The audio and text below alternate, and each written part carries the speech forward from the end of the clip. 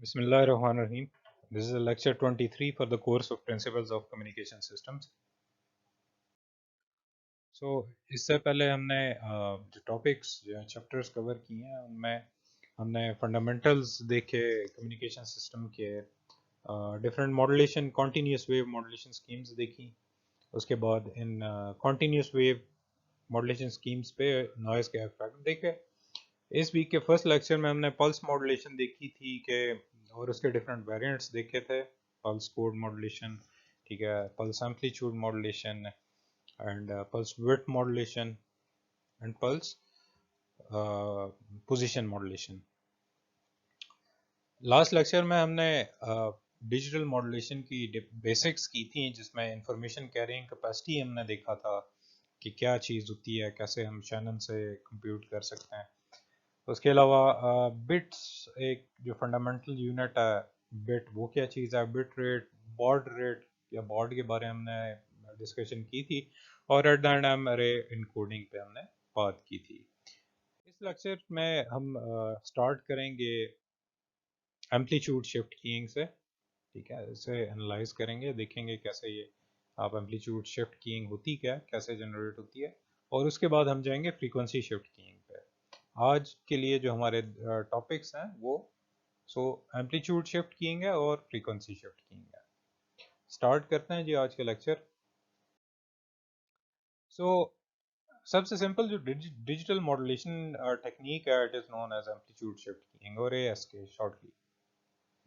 इसमें आप binary information को डायरेक्टली मॉड्यूलेट करते हैं कैरियर की एम्पलीट्यूड पे, ठीक है। कैरियर आपके पास एनालॉग है, इंफॉर्मेशन डिजिटल है, ये हमारी पहले बात हो चुकी है। सो ASK,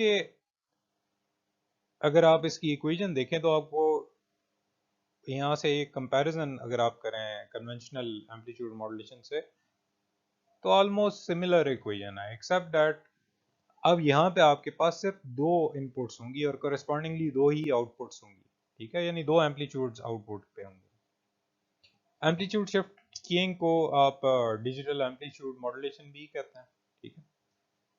मैथमेटिकली अगर देखें तो आपके पास जो इक्वेशन बनती है ASK की, वो कुछ इस तरह की चीज है। और अगेन कन्वेंशनल एम्पलीट्यूड मॉड्यूलेशन की अगर आपको वेव फॉर्म याद है तो वेल एंड गुड, नहीं याद तो उससे कंपेयर कर लें और you can find the similarity है। अच्छा, इसमें ये जो आपके पास VSK है, ये एम्पलीट्यूड शिफ्ट कीइंग वेव है। आउटपुट जो होगी इसकी VM आपके पास डिजिटल इंफॉर्मेशन है, ठीक है, वोल्टेज में होगी, 1 होगा या 0 होगा। A/2 ये आपके पास अनमॉड्यूलेटेड कैरियर का एम्पलीट्यूड है, और WC is the analog carrier frequency in radians, ठीक है। Again WC is equal to 2πfct, ठीक है जी। So depending on the voltage और the if you are transmitting a 1 and a 0, आपके पास ये जो एम्पलीट्यूड शिफ्ट कीइंग वेव है ये डिफरेंट शेप्स लेगी। तो इस पिछली इक्वेशन में अगर आप देखें VMT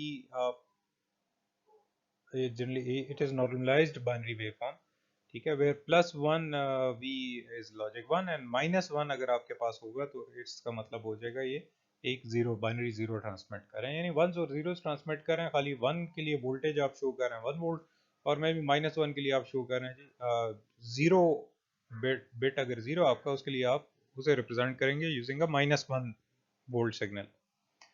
सो जो आपके पास इस लॉजिक के तहत जो आपके पास output I from the previous equation 12, input आपके पास +1 वोल्ट है, तो then you are going to get this thing, ठीक है, you are going to get a cosine of omega ct as the ASK output। और if you have the logic 0 at the input, then आपके पास VM होगा equal to -1 volt, then you will have this 0, you will be transmitting this 0 at the output। so यानी career है या नहीं है, ठीक है, 1 है तो कैरियर है आपका, 0 है तो there is no carrier at all, या कोई भी सिग्नल आप ट्रांसमिट नहीं करेंगे, that mean it is you are transmitting a 0। thus आपके पास जो मॉड्यूलेटेड वेव है ये a कोसाइन ओमेगा ct है या 0 होगा।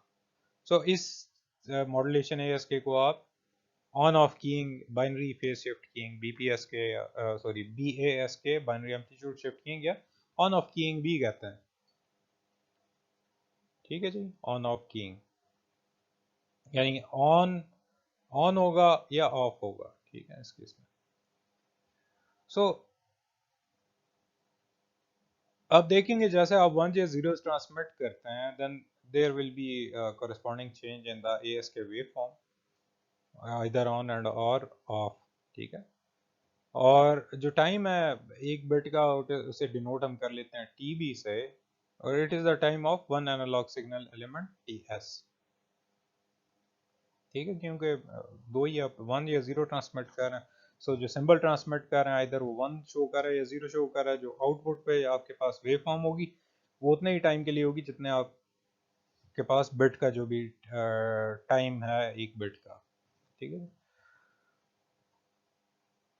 अच्छा इसमें एक और चीज इंपॉर्टेंट है कि जितना टाइम आपके पास बाइनरी इनपुट हाई रहेगी यानी 1 होगी, output will be a constant amplitude constant frequency signal.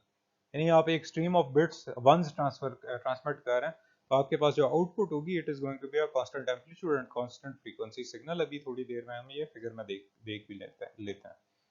और जब आपके पास एक स्ट्रीम ऑफ जीरोस आ रहे हैं तो देन कॉन्टिन्यूसली आपका कैरियर स्विच ऑफ हो रहेगा। अच्छा, जो आपके पास बिट टाइम है it is the reciprocal of the bit rate. ठीक है, and time of one signaling element is reciprocal of the baud. So in this case the bit rate will be equal to the baud rate because एक symbol से आप एक ही bit represent कर रहे हैं, और जो रेट ऑफ चेंज है of the ASK wave form is the same as the rate of change of the binary input, यानी BPS bits per second will be equal to baud। ठीक, baud rate and bit per second will be the same क्योंकि one symbol represents a single bit। So with ASK जो आपके पास bit rate है it is also equal to the minimum Nyquist bandwidth and this can be verified। ये verify आप कर सकते हैं simply by substituting जो हमने पिछले लेक्चर में इक्वेशन 10 और 11 की थी उसमें n की वैल्यू, क्योंकि नंबर ऑफ बिट्स आप एक ही ट्रांसमिट कर रहे हैं तो n की वैल्यू 1 पुट कर लें, you'll see कि आपके पास जो बिट रेट है it is equal to minimum Nyquist bandwidth. ठीक है, bit rate and bandwidth. So figure 2 में आप ये देख सकते हैं। ठीक है, उसका जो आउटपुट है बाइनरी आउटपुट है ऑन ऑफ कीइंग डैम के हैं या एम्पलीट्यूड ASK के हैं। ठीक है, या बाइनरी एम्पलीट्यूड शिफ्ट कीइंग के हैं। तो ये आपके पास इंफॉर्मेशन है, 1 आया, जैसे ही 1 आया आपने वो कैरियर ट्रांसमिट किया और उतना टाइम के लिए किया जितना टाइम के लिए ये चीज़ ये 1 के जितना भी ये बिट की ड्यूरेशन है। उसके बाद जैसे ही 0 आया आपने ट्रांसमिशन छोड़ दी और जैसे ही दोबारा 1 आया तो आपने ट्रांसमिशन दोबारा स्टार्ट कर ली। तो यहाँ पे एक चीज़ है कि अगर यहाँ पे भी एक 1 होता है यानी ये इस तरह की अगर चीज़ होती लट से सिग्नल, तो यार अदर लट से आपके पास ये चीज़ ऐसे होती कि ये कॉन्टिन्यूस दो 1s होते हैं। ठीक है, तो देन ये चीज़ ये जो आपके पास वेव फॉर्म है ये वाली, ये ऐसे ही इसी तरह से कंटिन्यू करती है, इसी तरह इसी फेज के साथ। ठीक है जी, ये कंटिन्यूस वेव होती है, कोई इसमें ब्रेकेज ना होती है इसके फेज में। So let's do an example. इसमें कहता है determine the baud and minimum bandwidth necessary to pass a 10 kilobit per second binary signal using amplitude shift keying। Amplitude shift keying use करना, आपके पास बिट रेट है 10 kilobits per second. ठीक है, वो कहता है मिनिमम बॉड रेट आपने कंप्यूट करना, मिनिमम बैंडविड्थ कंप्यूट करनी है। अब ASK के केस में हमें पता है कि number of bits per symbol is equal to 1 और जो बॉड है और minimum bandwidth they are determined from equations 11 and 10 respectively which we covered in the last lecture. So आपके पास मिनिमम बैंडविड्थ आ गई इस चीज़ के इक्वल। ठीक है, और जो बॉड आया that is equal to this thing. ठीक है, using the same formula. Now जब आप amplitude modulated analogue carrier use करते हैं to transport digital information, it is of relatively low quality, ठीक है, low cost type of digital modulation, और इसलिए ये जनरली यूज नहीं की जाती एक्सेप्ट यहाँ पे बहुत जो ट्रांसमिशन रेट है वो बहुत ही कम हो। ऑब्वियस रीजंस हैं, एम्पलीट्यूड आप वेरी कर रहे हैं इसके, ठीक है, तो एम्पलीट्यूड में एडिटिव नॉइस की वजह से भी इश्यूज आते हैं, ठीक है जी। So let's move on to frequency shift keying. Again frequency shift keying भी एक सिंपल और low performance type digital modulation है, ठीक है। जो पिछला ASK था, इसके केस में ASK के केस में हम देखेंगे कैसे हम इसे फेज शिफ्ट कीइंग के साथ कंबाइन करके एक फर्दर एक modulation scheme, quadrature amplitude modulation हम निकाल सकते हैं, ठीक है। So we use it in combination of phase shift keying where it is transformed into another form, but यहाँ पे frequency shift keying की बात हो रही है। so again FSK again ये आपको constant amplitude angle modulation kind of उसकी जो वेव फॉर्म होगी कांस्टेंट एम्पलीट्यूड होगी, ठीक है। और ये आपका जो स्टैंडर्ड हमने FM पढ़ा था उसके इक्विवेलेंट चीज है, यानी इसका जो एम्पलीट्यूड है वो वेरी नहीं कर रहा होगा, ठीक है। वहां पे हमने बात की थी कांस्टेंट एनवेलप की, except that now FSK is going to be binary, it is going to modulate binary signal, ठीक है, जो दो डिस्क्रीट वैल्यूज के दरमियान वोल्टेजेस के दरमियान कॉन्टिन्यूसली चेंज हो रहा होगा, और thus जो आपके पास एनालॉग फॉर्म है वो भी इसी तरह की फॉर्म ले रही होगी। Consequently, this FSK is sometimes called BFSK, binary phase shift keying, binary frequency shift keying, ठीक है। दो फ्रीक्वेंसीज 1 या 0 की वजह से आपके पास आ रही होती हैं। सो जो एक्सप्रेशन है FSK की वेव फॉर्म के लिए वो इक्वेशन 13 में आप देख रहे हैं, ठीक है। इसमें जो VC है it is a peak analogue carrier amplitude volts में, ठीक है, ये कैरियर का एम्पलीट्यूड आ गया, बाकी कोसाइन है 2 पाई टी, मेन जो चीज़ है वो यहाँ पे आ जाती है, ठीक है। FC is the carrier frequency, centre frequency उस कैरियर की।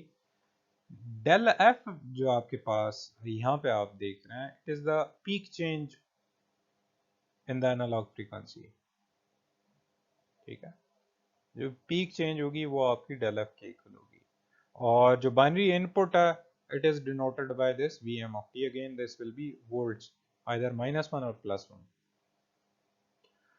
सो अब इसमें देखेंगे जो पीक शिफ्ट है कैरियर में, ठीक है, जो पीक शिफ्ट आपकी del F in the carrier it is proportional to the amplitude of the input signal, ठीक है, VM। जो डायरेक्शन ऑफ शिफ्ट है वो आप डिटरमिन करेंगे by the polarity. Modulating signal is generally normalised जिस तरह ASK में था, ठीक है। लॉजिक 1 आप यूज करेंगे, लॉजिक 1 के लिए आप लेट्स से +1 वोल्ट, और लॉजिक 0 के लिए आप -1 वोल्ट यूज कर रहे हैं यहाँ पे।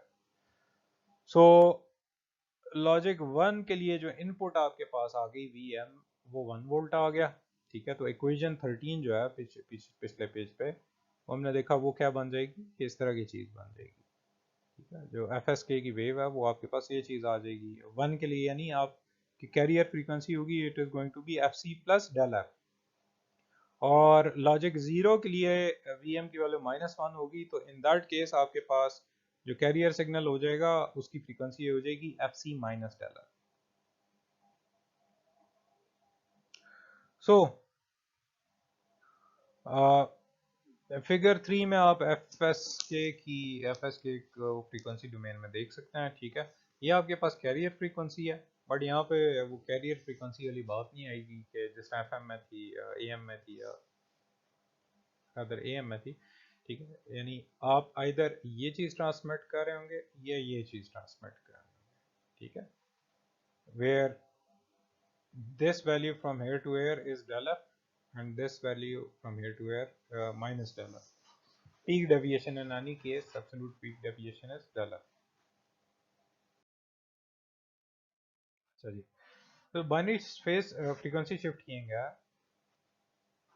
इसमें जो कैरी सेंटर फ्रीक्वेंसी है it is shifted up and down in frequency domain by your binary logic 0 1।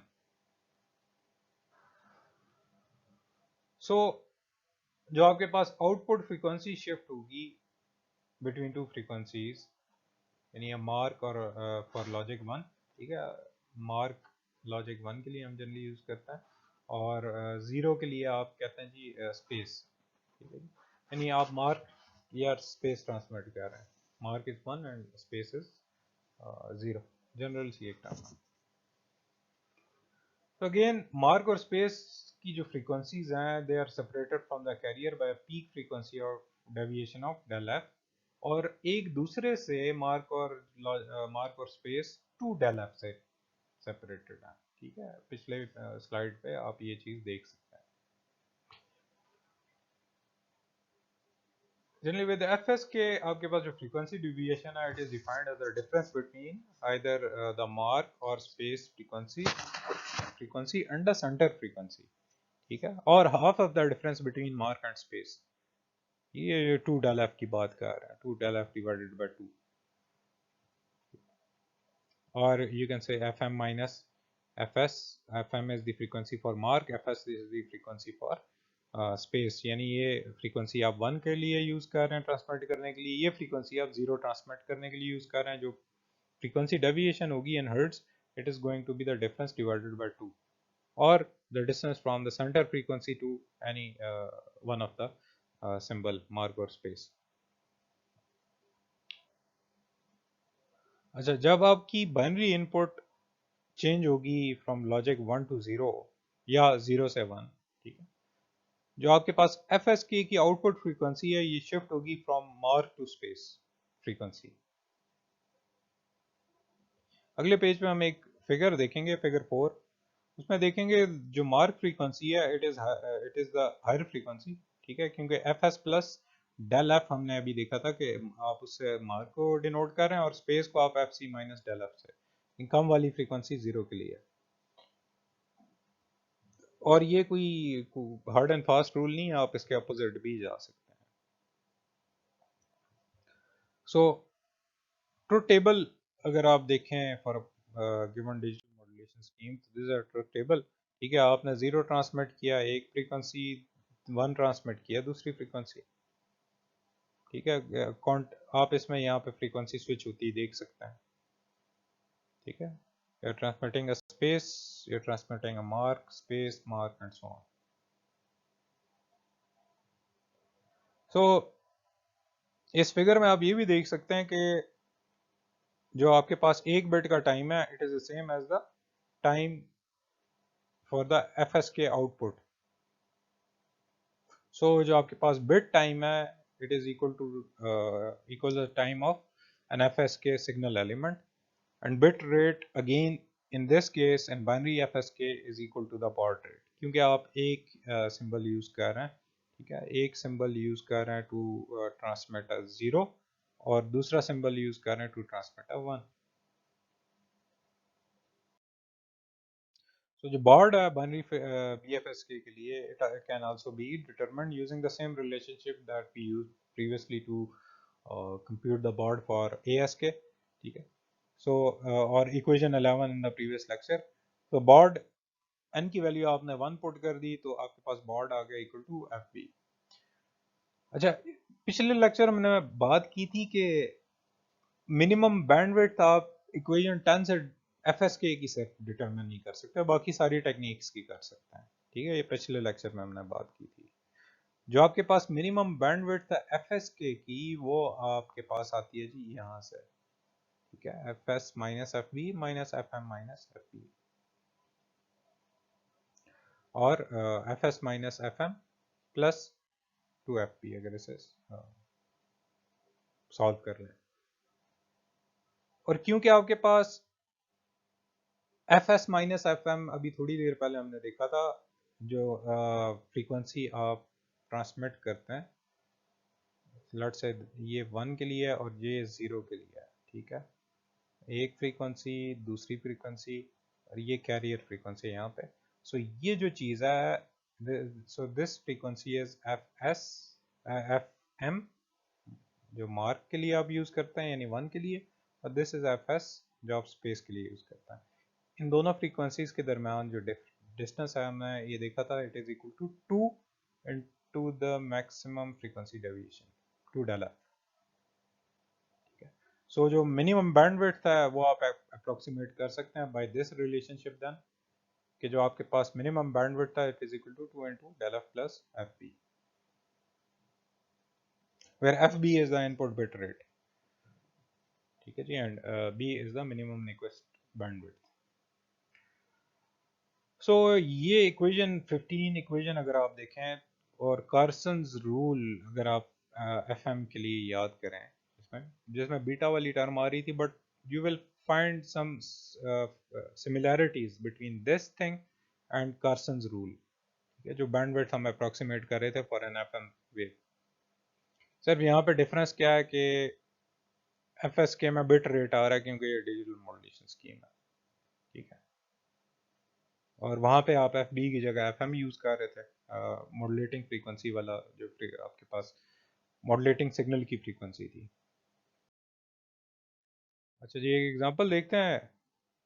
Example है जी, determine a the peak frequency of deviation, del F आपने फाइंड आउट करना, मिनिमम बैंडविड्थ निक्विस्ट बैंडविड्थ आपने find out करनी है, और baud rate find out करना है for BFSK signal with a mark frequency of 49 kilohertz, a space frequency of 51 kilohertz, and an input bit rate of 2 kilobits per second.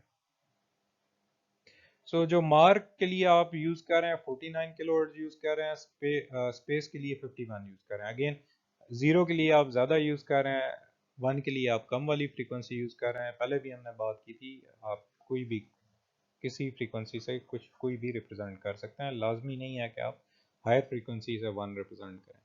तो यहाँ से आप अपनी इन दो फ्रीक्वेंसीज ये जो आपको दी हुई है 49 और 51 किलोहर्ट्ज, ठीक है, यहाँ से आप यूज करके अपनी डेल एफ कंप्यूट कर सकते हैं which is equal to 1 kilohertz.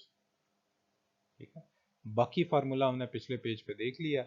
Minimum bandwidth आपके पास फिर इक्वेशन 15 से आ जाएगी, 2 इंटू डेल एफ, ठीक है जी, और into this F B which is 2 kilobits per second.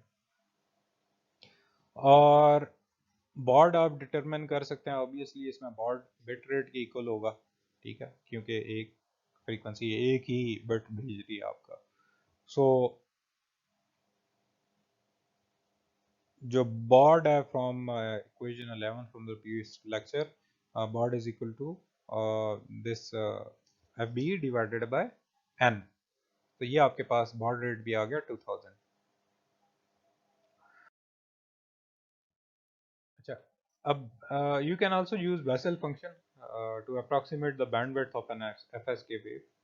ठीक है, जो फास्टेस्ट रेट ऑफ चेंज होगा आपके पास, हाईएस्ट फंडामेंटल फ्रीक्वेंसी होगी इस केस में 1 के लिए या 0 के लिए, is a non return to 0 binary signal. ठीक है, ओके, एक NRZ non return to 0 binary signal आता है आपके पास जब आपके पास अल्टरनेट कर रही होती है चीज 1 और 0 के दरमियान। ठीक है, यानी एक स्क्वायर वेव आ रही होगी इस तरह की, because it takes a high and a low to produce a cycle. The highest fundamental frequency present in a square wave equals the repetition rate of the square wave, or which is a binary signal, which with a binary signal is equal to half the bit rate. So therefore जो highest fundamental frequency होगी binary input की, binary input signal की FA, it is going to be equal to input bit rate divided by 2, यानी half of the input bit rate। अच्छा, modulation index अगर आपने जो compute करना था एफएम के लिए, वो वैलिड है फॉर एफएस के also. So this modulation index in this case will be equal to del F divided by FA, where del f is the peak frequency deviation, fa is the fundamental frequency of the binary modulation signal in hertz, and h is the fm modulation index called the h factor। यहाँ पे आप इसे h factor कहेंगे, fs कहेगा। सो जो worst case आपके पास modulation index होगा या डेविएशन रेशियो होगा, ये वो वाला होगा जिसमें आपके पास सो जो आपके पास वर्स्ट केस होगा रिगार्डिंग डेविएशन रेशियो, ठीक है, वो आपके पास वाइडेस्ट बैंडविड्थ आपको उसकी वजह से आपको मिलेगी, ठीक है। अब और ये जो वर्स्ट केस है या वाइडेस्ट बैंडविड्थ है, this occurs when frequency deviation, ठीक है जी, frequency deviation and the modulation signal frequency are at their maximum values. Frequency deviation आपको याद होगा जो मार्क और स्पेस के दरमियान, ठीक है, या centre of carrier to mark और स्पेस, ये फ्रीक्वेंसी डेविएशन आ गई, और modulation signal, modulating signal frequency, ये आपके आ गई एफ बी, ठीक है। सो ये जब दोनों मैक्सिमम पे होंगी तो आपके पास वर्स्ट केस डेविएशन रेशियो आएगा, ठीक है। और जो आपके पास peak frequency deviation F S K की, ये हमेशा कांस्टेंट होगी, और सो वही कांस्टेंट जो डेल एफ होगी वही आपके पास मैक्सिमम वैल्यू भी होगी, और जो हाईएस्ट फंडामेंटल फ्रीक्वेंसी है वो आपके पास है equal to half of the incoming bit rate, ठीक है। सो देन जो आपके पास ये डेविएशन रेशियो है H, it is equal to del F, यहाँ से डेल एफ आ जाएगा, और divided by your highest fundamental frequency which is FB by 2, ठीक है। सो अल्टीमेटली जो आपके पास ये मॉड्यूलेशन इंडेक्स या डेविएशन रेशियो आएगा, it will be equal to 2 del f which is this term divided by FB which is the bit rate in bits per second. So this is a figure, ठीक है, ये आपको fundamental frequency और जब भी हमने थोड़ी देर पहले डिस्कशन की है उस बारे में बता रही है, ठीक है जी। सो एफ एम इसमें मार्क की फ्रीक्वेंसी यानी 1, और F S is the frequency for 0, ठीक है जी। और टी वन आपके पास है period of the shortest cycle, ठीक है, यानी T one is the cycle for this one, and 2t1 is the, इस केस में क्योंकि दो जीरोस और दो वंस ट्रांसमिट हो रहे हैं, सो आपके पास जो साइकिल होगा वो ज्यादा होगा, बड़ा होगा t1 से जब आप कंपेयर करेंगे उससे, ठीक है जी। और एफ बी आपके पास इनपुट बिट रेट है, F B is your input bit rate. So यहाँ पे अगर फ्रीक्वेंसी देखें सिग्नल की, that is going to be F B by 2, यहाँ पे अगर देखें it is going to be F B by 4, ठीक है। कंसेक्टिव जब आप जीरोस और वंस ट्रांसमिट कर रहे हैं, इस केस में ये वाइडेस्ट होगा, और ये आपके पास हाईएस्ट फंडामेंटल फ्रीक्वेंसी होगी, ठीक है, जहाँ पे आप कंसेक्टिव आपकी ये पल्स आ रही है 1 और zeros. So let's do an example and finish this lecture. So वो कहता है जी, using the Bessel table determine the minimum bandwidth for the same FSK signal described in example 1 with a mark frequency 49, a space frequency of 51 kilohertz and an input bit rate of 2 kilobits per second. So modulation index आप पहले देखेंगे H, ठीक है, equation 17 जो पिछले से पिछली slide में हमने देखी थी। So you subtract one frequency from the other, ठीक है, मार्क और स्पेस की फ्रीक्वेंसीज आपने सब्ट्रैक्ट की, you got 2 del f which is 2 kilohertz, then divide किया आपने उसे input bit rate F B से, और you got modulation index of 1। Bessel table से जब आप देखेंगे तो तीन आपके पास सिग्निफिकेंट साइड बैंड जैसे प्रोड्यूस होंगे for a modulation index of 1। So जो बैंडविड्थ आएगी वो आप ऑब्वियसली कंप्यूट कर सकते हैं यूजिंग दैट टू, ठीक है। ये बेसल टेबल से आपने देख लिया कि तीन आपके पास आ रही हैं इसमें साइड बैंड्स, तो वहां से आपने क्या किया जी, so you plugged in these values, ठीक है, और यू गॉट बैंडविड्थ, और ये आप बैंडविड्थ देखेंगे it is identical to the bandwidth that we calculated in example 2।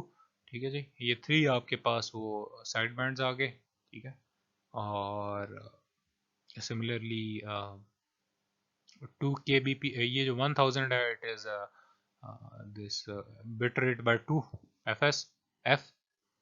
ठीक है जी, और दैट्स इट। ठीक है, 2 आपके पास आ गया, जो फ्रीक्वेंसी डिफरेंस आया 49 माइनस 51। ठीक है, 2 किलोहर्ट्ज़ यहाँ से आ गया। So this was the example. इसे कंपेयर करें एग्जांपल 1 और एग्जांपल 2 को एक साथ देखें। बसल टेबल गूगल करके देख लें, आपकी बुक में भी है, वहाँ से देख लें वैल्यूज़। ठीक है जी, इस लेक्चर में इतना ही। इंशाल्लाह नेक्स्ट लेक्चर में फर्दर देखते हैं आगे टॉपिक्स को। अल्लाह हाफ़िज़।